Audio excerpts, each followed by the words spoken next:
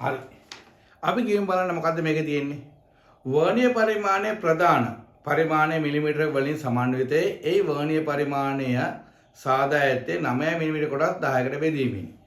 එහෙනම් වර්ණීය කලිපරයේ කොටසක විශාලත්වය කොහොමද? වර්ණීය පරිමාණයේ කොටසක විශාලත්වය. වර්ණීය පරිමාණයේ කොටසක කොහොමද පල්ලෙකට උත්තරේ එන්නේ? එහෙනම් 1 බෙදන්න ඕනේ 9 බෙදන්න ඕනේ කීයද? 10න් නේද? එහෙනම් පළවෙනි උත්තරේ ඒක නේද? දෙවෙනි එකට මම යනවා ඊළඟට. දෙවෙනි එක. නේද? දෙවෙනි එකෙන් අහනවා කොහොමද? පරිමාණයේ ශුන්‍ය ලකුණ සමග වර්ණීය පරිමාණයේ එක් රේඛාවන එකම රේඛාවක් වන ලෙස තබා වර්ණීය පරිමාණ ඉදිරියේ සෙමින් කරනු ලැබේ. වර්ණීය පරිමාණයේ රේඛාවත් ප්‍රධාන පරිමාණ රේඛාව සම පීඩන පරිදි තල්ලු කරනු ලැබ යුතුය. ආම දුර කොච්චරද වෙන්න ඕනේ? අන්න ඊළඟ ප්‍රශ්නෙට උත්තරේ වෙන්න ඕනේ ඇත්තටම 1.9යි නේද? එතකොට මට උත්තරයක් එනවා 0.1 මිලිමීටර කියලා නේද?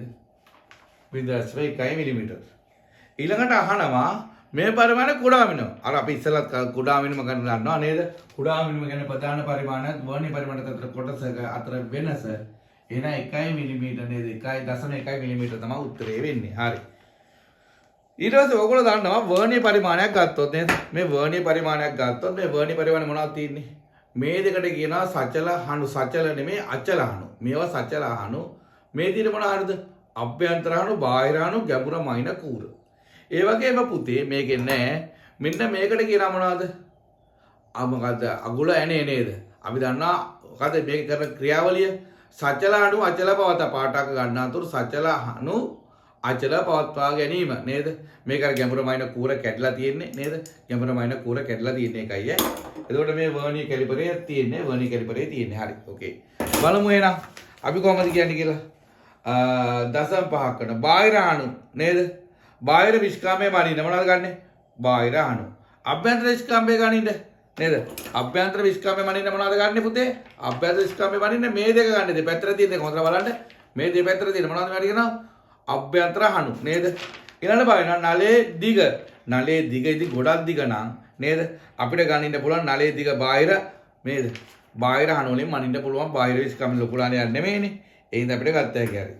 අපිට ඊළඟට කතා කරනවා දැන් ඔයාලට පේනවා ඇති මේකේ බිඳුවට ඉස්සරහට මේ පස්සට සම්පාදලා තියෙන්නේ.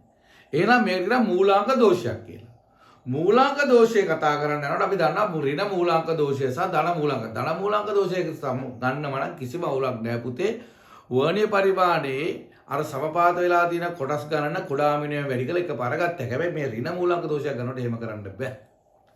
මොකද ඍණ මූලාංක දෝෂයක් ගන්නකොට ගන්නේ වර්ණීය පරිමාණයේ සමපාත කොටස් ගන්නෙන් අඩු කරන්න ඕනේ. සමපාතලා තියෙන කොටස් ගන්න. සමපාතලා තියෙන කීයද පුතේ? 1 2 3 4 5 6 7 එයා වැඩි කරන්න ඕනේ කීයද? කුඩා මිලිමෙන්. අන්න එනවා කීයද? 0.3 මිලිමීටර. අපි කියනවා ඍණ මූලාංක දෝෂයක් ධන සෝදනයක් කියලා. ඊළඟට B කොටසට අපි යනවා. අන්න අපිට කියනවා නේද? ඔන්න මූලාංක වරද අපි සඳහන් කරා B කොටසට. ඉතා හොඳ ප්‍රශ්නයක්. අපි යනවා B වල එකට. මොකද්ද B වල එකට එන්නේ අපි? නේද? B වල එකට. B වල එක. මෙම වර්ණීය කැලිපරේ මොකද්ද? වර්ණීය කැලිපරේ 1 මිලිමීටර යුක්ත 49ක් පොඩායද වර්ණීය කැලිපරේ කුඩා මිනිම. මම එක මේ කුඩා මිනිම ගැන මම දාලා තියෙන වීඩියෝ එකක් බලන්න. කුඩා මිනිම කියන්නේ මොකද්ද? ප්‍රධාන පරිමාණයේ කොටසකගේ බෙදෙනවා වර්ණීය පරිමාණයේ කොටස් ගන්න. එක බෙදෙනවා 50යි. කීයද? 0.5 මිලිමීටර නේද? 0.05ද 0.5 මිලිමීටර 2 මිලිමීටර නේද? 0.2 මිලිමීටර නේද? හරි. එහෙනම් වර්ණීය පරිමාණයේ විස්කම්භයේ 0.7 සටහන් කරන නැත මෙම අගේ ශිෂ්‍ය කුජ පවස ශිෂ්‍ය එකම වන්නේද පැහැදිලි කරන්න. පැහැදිලි කරන්න කියන්නේ ගන්න බෑ. ඇයි ඒ? අපිට 0.2 ගුණාකාර වලින් එන්නේ. එහෙනම් 0.2 ගුණාකාර වලින් එනවා නම් ගන්න පුළුවන්ද? කොහොමද ලියන්නේ? සඳහන් කර අනුමත කරන්නේද? ලබාගත වඩා නිවැරදි දෙක ලබා ගැනීමට නේද? නොහැකි බව ශිෂ්‍යක පවසයි. එකඟ වන්නේද? ඔව් එකඟ වනවා නේද? එකඟ වනවා. ඇයි ඒ? ලියන්න පුළුවන්. 0.2 ගුණාකාර වලින් එන්න ඕනේ. අපිට කීයද? 4.37 මිලිමීටර මැනගත නොහැක. ඇයි මේ 0.2 ගුණාකාරයක් නොවන නිසා ගලුවා නම් හරි. හරි. තුන්වෙනි කොටසට යනවා.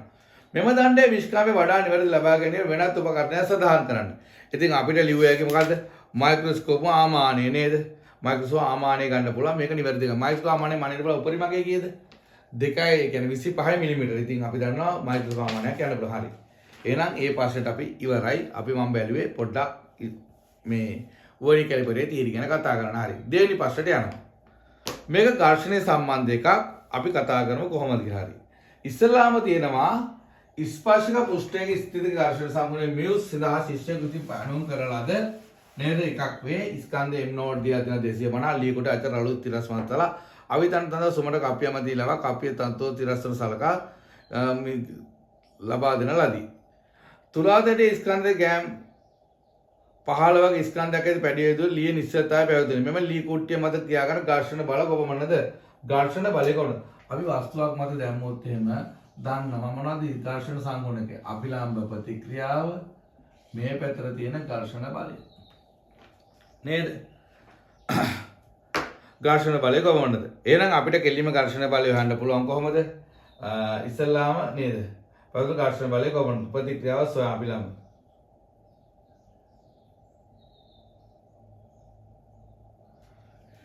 ඒවල එකට දාන්න පුළුවන්. දැන් මේ තන්තුවක් ගත්තොත් මේ තන්තුව ගිහිල්ලා මෙහෙම යෙදිලා මේ වස්තුව මත තියෙන්නේ. මේ වස්තුවේ බර දීලා තියෙනවා කීයද පුතේ? 25 ග්‍රෑම් අපි කිලෝ කරන්න ඕනේ නේද? එයා G වලින් වැඩි කරන්න ඕනේ.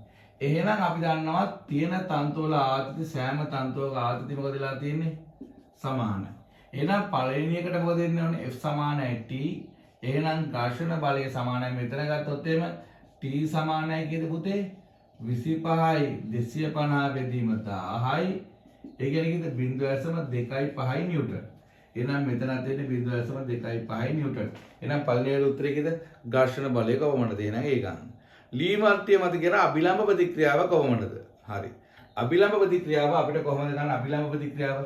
මෙයා සමානයි බරට කැපිටල් M නෝට් G නේද? එහෙනම් දෙවෙනි එකට උත්තරේ කීයද පුතේ? අපිට කැපිටල් M නෝට් දීලා තියෙනවා කියන මෙතන දීලා තියෙනවා M නෝට් ලගේ ග්‍රෑම් 250ක් කිලෝ කරන්න 10න් බෙදන්න ඕනේ නේද? එතකොට දැන් 250 අතර 25 මෙතන 10යි. එතන මෙතන බිංදු දෙකක් කැපිලා ගියා. එහෙනම් 0.25. එහෙනම් R සමානයි කීයද පුතේ? 2.5 නිව්ටන්. හරි. රූපසරණ ලකුණු කරන්න අපි රූපසරණනේ කොහොමද ලකුණු කරන්න ගාන හදන්න කලින් ලකුණු කරලා තිබුණේ. ඒ හින්දා උලක් වෙන්නේ නැහැ. B තුලාදැටිය මතර ස්කන්ධ 25ක ලියකොට සීමාකාරී අවස්ථාවට වේ ස්ථිතික ඝර්ෂණ පෘෂ්ඨ දෙක අතර ඝර්ෂණ සම්පූර්ණකය සොයන්න. එහෙනම් අපිට දැන් මේ කවුද? F සමානයි μr. F කියලා අපි හොයාගත්තා 0.25යි. අභිලම්බ ප්‍රතික්‍රියාව 2.5යි. එහෙනම් R වලගේ එනවා මට කීයක්ද? R වලගේ එනවා දශම කීයද එන්නේ?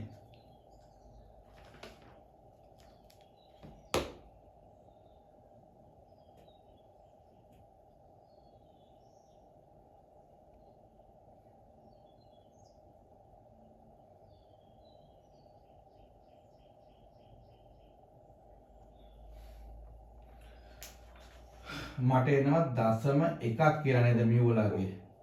මියුවලගේ දශම එකක් කියලා අපි දන්නා මියුවලට එකක නෑ. ඒ නිසා ඒකක නෑ දශම එකක් කියලා අපිට එනවා. ඒ නිසා කිසිම අවුලක් නෑ. ඒ ගාන හදන්න පුළුවන්. හරි.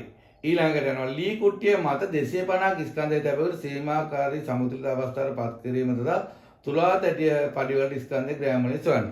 එහෙනම් දැන් කියනවා තව එකක් මොකද්ද? ලී කුට්ටිය මත 250ක් ස්කන්ධය තැබුව විට ලී කුට්ටිය මතට නේද? ලී කුට්ටිය මතට ග්‍රෑම් 20 බලමු ආයෙසරක් අපි ඊළඟ කැලට යන් ගන්න හදන්න. දැන් මේ කිව්වයි අපි ඝර්ෂණ සම්මුණකේ දානවා. හරි. ඕකේ. නේද ලී කුට්ටිය මත ග්‍රෑම් 250ක් ස්කන්ධ සමග සීමාවත් පත් වීම තුලා තැටිය යෙදියුතු පරිවර්ත ස්කන්ධය සොයන්න. හරි. ලී කුට්ටිය මත 250ක් ස්කන්ධ සමග සමුද්‍රතාවයට පත් කරගන්නේ තට්ටුව මත යෙදියුතු බලය. C කුට්ටිය මත දැන් ඉස්සල්ලාම මොකද තියෙන්නේ? මෙතන තව 250ක් තියෙනවා. දැන් 250 තව තිබ්බොත් මොකද වෙන්නේ මෙතන? එතන තව 250ක් එනවා කියන්නේ මෙතන වෙනවා කියද්ද දැන්? 250 500ක් වෙනවා නේද? එහෙනම් R කීයක් වෙනවද පුතේ? මෙතන බිංදු දෙකට බිංදුවක් කැපිලා ගියා. මෙයා කැපිලා 5යි නිව්ටන් වෙනවා නේද? එහෙනම් අපිට යොදන්න ඕන බලය නේද? තුලා තැටියට ඉදිරියට බලය. එහෙනම් F සමානයි μr μ අපි හොයාගත්ත 0.1 5යි. එහෙනම් 0.5 නිව්ටන්. අපි දන්නවා අර ඉස්සලා ගත්ත F සමානයි t කියලා. F සමානයි t. එහෙනම් 0.5යි නේද t. t සමානයි කවුද පුතේ? t සමානයි අපිට ඕන ලියන්න පුළුවන් m0g කියලා. නේද? මෙතන m0g. එහෙනම් මේකෙන් බෙදුව ගාම එනවා පුතේ m0 සමානයි කීයද? 0.05යි මොනවද පුතේ? කිලෝ වලින් ඉන්නේ. එහෙනම් ග්‍රෑම් නම් කීයද? ග්‍රෑම් 50ක් කියලා එනවා නේද? ග්‍රෑම් 50ක් කියලා එනවා. එහෙනම් ස්කන්ධය මත දානකොට කීයද? ග්‍රෑම් 50යි. ඔන්න හරි. ඊළඟට හරි. එහෙනම් අපි යම් බලන්න ඊළඟ එකට. හරි. ග්‍රෑම් 50ක් කියලා බෑ. කීය දානෝනේ? අපිට කොහොමද 25ක් තිබුණා? තා 25ක් තමයි දාන්න ඕනේ. හරි. ඕකේ. D කොටසට අපි යනවා නේද? ශිෂ්‍යයෙකු විසින් M0 ලී කුට්ටිය මතට ස්කන්ධ කැපිටල් N වස්තු අथवा සීමාපත් කිරීමේදී ස්කන්ධය යොදන ආකාරයේ සමීකරණයක් ලබා දෙන්න. හරි. අපි බලාගමු කොහොමද? හරි. දැන් අපි මේ ටිකම අකලා ආයෙසරක් අපි තීරියක් හදන්න යන්නේ. හරි. මේ ටික මෙතුවා. දැන් එයා කියනවා හරිද? මෙයාගේ ස්කන්ධය M ඒ වගේම තව ස්කන්ධයක් මෙයා උඩින් තියෙනවා කවුද? Capital M. දැන් එතකොට කොහොමද වෙන්නේ? අභිලම්බ ප්‍රතික්‍රියාව මෙයා මත තමයි ක්‍රියා කරන්නේ. එතකොට මෙයාගේත් අභිලම්බ ප්‍රතික්‍රියාව පල්ලට තියෙනවා කැපිටල් MG. මෙයාගේත් පල්ලට තියෙනවා කැපිටල් M0G නේද? හරි. එහෙනම් අපිට අභිලම්බ ප්‍රතික්‍රියාව ලියන්න පුළුවන් මෙතන කීයද පුතේ? M0G ධන කැපිටල් MG නේද? එතකොට මෙයා මොකද වෙන්නේ? මෙයාගේ ස්කන්ධ දෙකක් තියෙනවා. කොහොමද එන්නේ? මෙයාගේ ස්කන්ධ දෙකක් කියන්නේ කවුද? සිම්පල් M0 එකක් තියෙනවා, කැපිටල් M0G එකකුත් තියෙනවා නේද? එහෙනම් T සමානයි සිම්පල් M දාන කැපිටල් M0G එකකුත් තියෙනවා නේද? එහෙනම් F සමානයි T නිසා අපි චලිත නොවන නිසා, සමතුලිත නිසා F සමානයි කවුද? සිම්පල් M0 දාන කැපිටල් M0G නේද? එහෙනම් F සමානයි μr නේද? පළවෙනි එක අතර සම්බන්ධතාවයක්. එහෙනම් ඒක සම්බන්ධතාවයක් කරන μ උක්ත කරන්න කියලා හැම නෑ මෙතන. μ සමග සම්බන්ධතාවය ලියා ගන්න. μ සදා ප්‍රකාශනයක් ගන්න කියලා දුරත් μ උක්ත කරන්න. එහෙම කියලා නෑනේ අපිට. එහෙනම් m0 ධන m වරක් g වරක් μ මෙතන කැපිටල් M ධන සිම්පල් M0 වරක් g ඕනනම් g කපලා දැම්මම μ සදා ප්‍රකාශනය. ස්වායක්ත විචල්්‍ය M නම් පරායත්ත විචල්්‍ය M0 ලෙස සදා පහත් සමීකරණ අන්න කියලා ස්වායක්ත විචල්්‍ය කවුද? Capital M2. ඒ කියන්නේ මෙයා කැපිටල් M නේද? පරායත්ත විචල්්‍ය එහෙනම් ඒ සඳහා ප්‍රකාශනයක් අපිට ගොඩනගන්න දෙනවා. අන්න අපි එතකොට දැන් ඒකට ගොඩනගන්න යනවා. එහෙනම් අපි මේ සමීකරණ නැවත සකසලා දැන් මම මේ ටික වඩන්නේ නැති නිසා මම මේ ටික මකනවා. හරිද? ස්වායක්ත විචල්්‍ය සහ පරායත්ත විචල්්‍ය. එතකොට මට එනවා කොහොමද? ස්වායත්ත විචල්්‍ය කැපිටල් M මෙයාව ගන්න කියලා තියෙනවා. මම යාව ගන්නවා කවුද? μ ධන μ කැපිටල් M0. මේ පැත්තේ තියෙනවා කවුද? M0 ධන M. දැන් කවුද පරායත්ත කියන්නේ? M තියන්නේ. එහෙනම් මෙයා M තිබ්බා. මෙයා μ0 කැපිටල් M μ0 කැපිටල් M0 ඉන M0 නේද? දැන් මට ඕන නම් මෙයාගේ දැන් මෙයා කවුද? Y මෙයා mx මේ කෑල්ල මොකද අන්තක් ඛණ්ඩ වෙනව නේද? c නේද? y සමාන mx ධන c. පස්තාරේ ප්‍රකාශන නැවත සකස් කරන්න නේද? හරි. ඊට අන්තිමද පස්තාරේ දෙක සඳහා සමීකරණ ඇඳ මියුසොට් සහ ලබා ගන්න කෙසේද? හරි. දැන් අපිට ගත්තා නේද? ප්‍රකාශන නැවත ලියා දක්වන්න. හරි. දැන් අපිට ගත්තාම පුතේ පේනවා මේ තියෙන මොකද්ද? අපිට පස්තාරයක් ගත්තාම මෙයා තමයි ස්වායක්ත නේ පරායක්ත. මෙයා ස්වායක්ත. එතකොට මට ධනාන්තක ඛණ්ඩයක් වගේ තමයි එන්නේ. එහෙනම් මේකේ අනුක්‍රමණයෙන් එනවා මේකද්ද පුතේ? අපිට අනුක්‍රමණයෙන් හොයන්න පුළුවන් ඝර්ෂණ සංගුණක නේද? අනුක්‍රමණයෙන් එනවා ඝර්ෂණ සංගුණක. ඒක කියන්න පුළුවන් නේද? හරි. මේ පරීක්ෂණයේදී කප්පිය අතර කොටස තිරස් තැවිය යුතු වන අතර හේතු දෙක ලියන්න. කොහොමද අපි ගන්නේ? අපි දන්නවා අභිලම්බ ප්‍රතික්‍රියාව මොකද්ද? බරට සමාන කරන්න ඕනේ අභිලම්බ ප්‍රතික්‍රියාව බරට සමාන කිරීම සඳහා. නේද? තන්තු ආණතුට නේද? දැන් තන්තු ආණත වුණොත් මොකද? තන්තුවේ ආදතිය ඝර්ෂණ වලට සමාන වෙන්නේ. එහෙනම් අපිට ලියුව හැකි තන්තුවේ ආතතිය ඝර්ෂණ බලයට සමාන කර ගැනීම සඳහා ආතතිය ආනත වුණොත් වෙන්නේ නැහැ කියන එක කිව්වා. හරි. අපි ඊළඟට තවත් පේපර් එකකින් ලබන සතියේ ආයෙ නැවත හමු වෙමු.